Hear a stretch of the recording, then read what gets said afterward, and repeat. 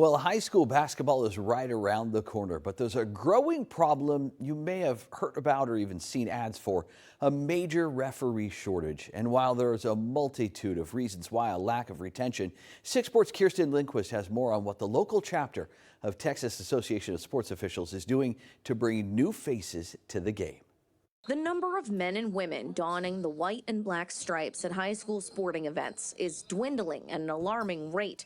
The issue isn't getting referees in the door, it's keeping them from leaving gyms and arenas. People don't want to volunteer anymore these days. Difficulty in recruiting younger people and time away from family are two of the biggest factors. Basketball is year-round, baseball is year-round, football is year-round. But another key concern, sportsmanship. I think it has to do a lot also with the abuse from fans, coaches, and players nowadays that are up higher than it used to be.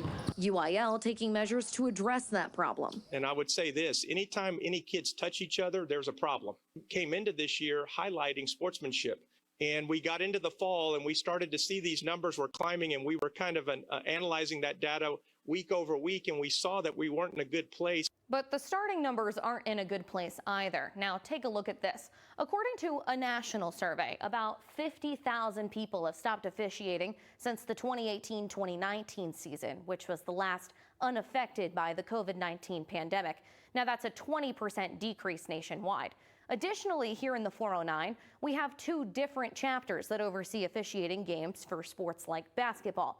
We have the Region 5, or Beaumont chapter, which covers schools like Beaumont United and Westbrook. And then you have the Southeast Texas chapter, which covers Chambers, Hardin, Orange, and parts of Jasper and Jefferson counties, kind of like a donut around the city, which adds to the scheduling headache. If we don't have enough referees, we're going to have to have schools change their schedules. On the schedule part, we move, say, 5A, 4A, 3A, 2A, 1A. Then the next week, we'll do 4A, 3A, 2A, 1A, 5A will be the last school to get officials.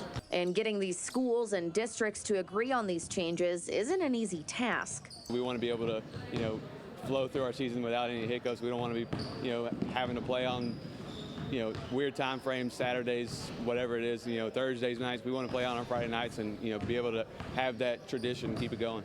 So through scrimmage clinics like this one at Legacy Christian.